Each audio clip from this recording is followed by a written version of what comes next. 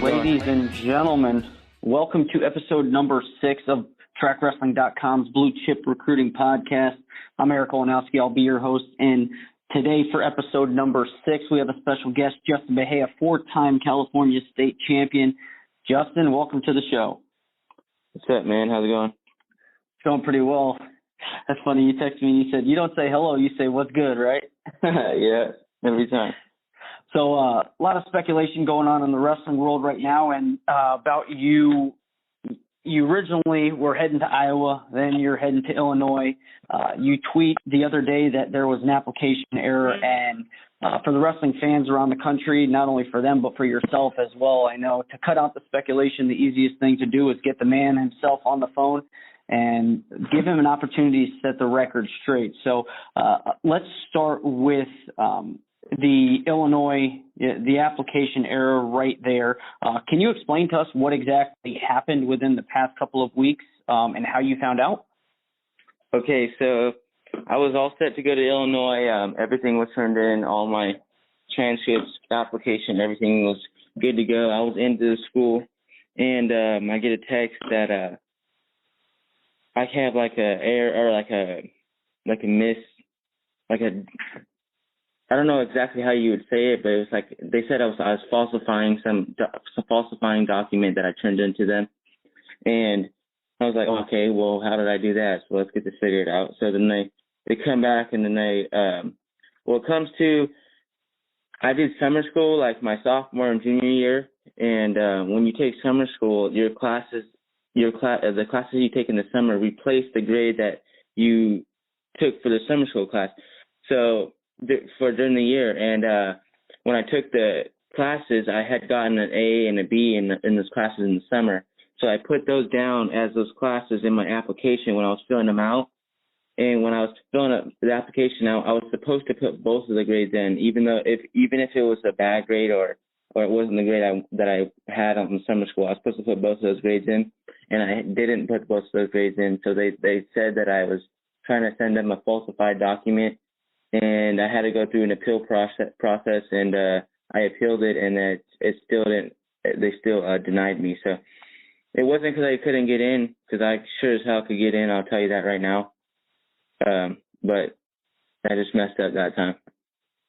So now going forward, you receive your tweet said that you received a full release.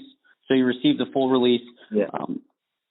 How do you, moving forward, this is obviously a blessing in disguise. Something great's going to come out of this. So just keep that in mind. And I know it's tough right now, but it will work out. How do you ensure going forward that the issue is fixed? So now when you apply to other schools, do you understand the process more? Yeah, I mean, it was late already in the year. Like for a regular student, your application is supposed to be due in like November or December or something like that. But like I'm not like, so like for athletes, I don't think there's like a really time limit until like the summertime.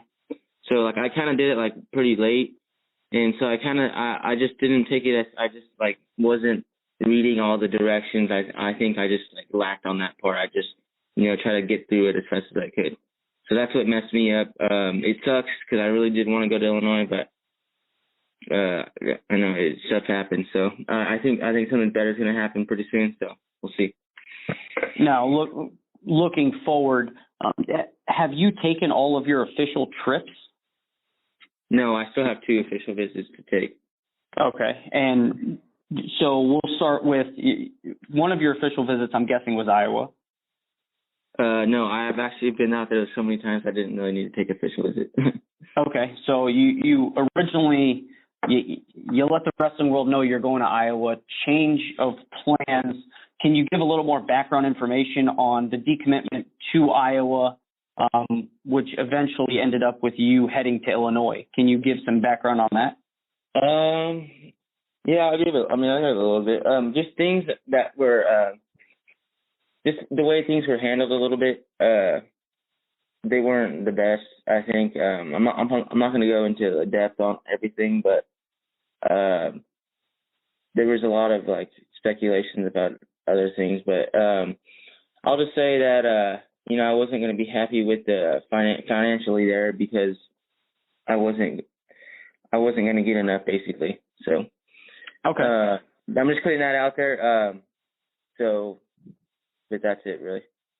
So now, one of the you think of California wrestlers, especially a lot of them in recent years have been tied to Mark Perry. The move for you to Illinois, I'm sure Mark Perry had a tremendous impact on you. What is your relationship with Mark Perry as it stands right now with him at Iowa? Oh, that's my man for sure. That's my guy for sure. It don't matter where he's at. It sucked that he had to leave, but that's my guy for sure. So is there interest in Iowa, re-interest? Oh, yeah, for sure. Actually, I just got done talking to Tom Brands on the phone, so. Well, I guess it's tough for me to follow up. How do I follow up a conversation with Tom Brands? So who else are you talking to? Because, your time is pretty limited, and I'll tell you right now, I was in the same situation where you were. My coach at Delaware State was fired after the season, and I didn't take my trip to Michigan State where I wrestled until the summer. There was nobody at school, so you still have plenty of time. So don't feel rushed, but at the same time, I know there's a sense of urgency to figure out where your home is going to be because you're seeing, I'm sure on social media, all these college kids are already showing up at their school. Where are you looking? I talked to, or my parents have talked to Minnesota and Ohio State, and I just got off the phone with Iowa. So those are the main three, I think. I think those are the main three.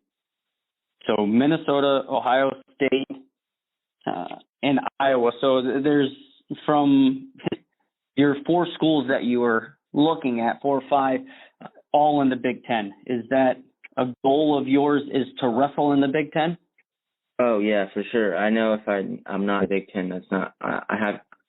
I'm going to be able to succeed and get the goals I need to get done in the Big Ten. So if I'm not in the Big Ten, I feel like I wouldn't be able to be successful as I could be.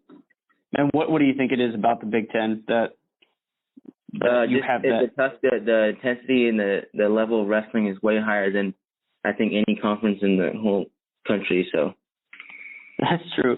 After going through a Big Ten schedule, I would be wrestling, 1 and 2 back to back. And it's like, geez, is there any way that we could throw in the backup so I can have some time off after getting beat up all these times? But it's fun wrestling in the Big Ten, especially heading to the Big Ten tournament. And, the Big Ten tournament's basically a mini national tournament. So you are correct in that. I agree. I think the Big Ten Conference is the best in all of sports. What's a timetable for when you want to have your decision made? Well, I would like to have it made, probably by 2 weeks from now. If it could be like on me and when I wanted to do it, have it done today. But it's not going to happen, so I gotta wait a while for other people to talk to me. So okay, and so you mentioned the 3 schools, and you have 2 visits left. Are you guessing that those 2 visits will be used up on either of those schools, or are you going to keep your options open and wait to see who calls? I think those 2 visits will either go to they're probably going to go to Minnesota and Ohio State, most likely. I don't know. I'm not going to wait around all day to get calls from other schools. I'm trying to get stuff going because I'm ready to go out and start training already. I need to get out of California and start training. Okay, and you know what you're looking for in a school. I'm sure you liked Iowa for certain things. You liked Illinois for certain things. What did you learn during the recruiting process that you're going to take into, we'll call it the 3rd phase of your recruiting process? I learned that I do not like the recruiting process. Why is that? It's just super long. I got to get back to a lot of people all the time, and it seems like my phone doesn't stop vibrating. So it's not the funnest thing, but I know it has to happen, and I have to be fully into the conversation and listen to what the coaches have to say and what they what they are preaching about their schools, so I can learn if I want to go there or not. So it's long and tough. So. And what are a couple of things that you're looking for, like a differentiating factor that could sway you from one way to the other? Because you look at these Big Ten schools, and a lot of them have the same thing to offer. I mean, you just change a couple of coaches here or there. Facilities are pretty much the same, aside from the ones who are updating pretty recently. But what are some things that you're looking for in your school? Well, I mean, I know facilities isn't really much of a factor for me. I'll go train in the freaking garage. But I think the biggest factors for me is having a coach where, that's like Tom Ryan or Brandon Agam, where they're a little bit older, but I feel like I need to have like an assistant coach that's like a little younger that can understand what's happening nowadays in the wrestling world and understanding what I'm going through during school and stuff like that. That's what I liked about Illinois, because Heffernan was kind of an older head coach, and then I had Hunter and Mark Perry there, so they could talk to me about different things that Heffernan wouldn't, because they're just different. They have different minds, and they grew up closer to my age, I think. So I think that's a big thing for me. And I love when coaches buy into their athletes and not having the athletes buy into them. I want the coach to buy into me and get me better on how I need to train, not how a 74-pounder needs to train, or you can't all train the same, I don't think. So. Yeah, and it's key. Trust me. Yeah. When you you're going to have issues when you go to these schools. You're going to have frustrations, and you developing a relationship with one of these younger coaches is going to be key. I'll tell you that. So make sure you keep that in mind when you're looking. So those are the only questions that I have for you. I'll give you the floor. Do you have anything that you want to say to these college coaches or the wrestling world? I know there's been a lot of speculation. So do you want to clear the air with anything before I let you go? Well, I want to say if you got something to say, you better come tell me. That's for sure, because I'm getting kind of tired of people talking about it and thinking they know what's going on. And I'm a guy that's not going to take much from anyone. So, and that's why I think I fit pretty well with some schools, because I'm just not going to take it from anyone. So if you're going to come talk, you got to come tell me, because you're going to be hearing it later from me when I see you. So that's all I got to say about that. Well, Justin, thank you very much for joining us. Where can our fans follow you on social media? You can follow me on Instagram at Justin Mejia 132 and Twitter, JMejia106. All right.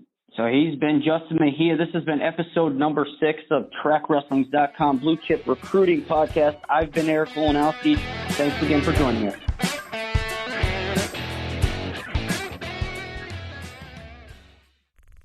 This show is part of the Matt Talk Podcast Network. For more wrestling podcasts, head over to MattTalkOnline.com.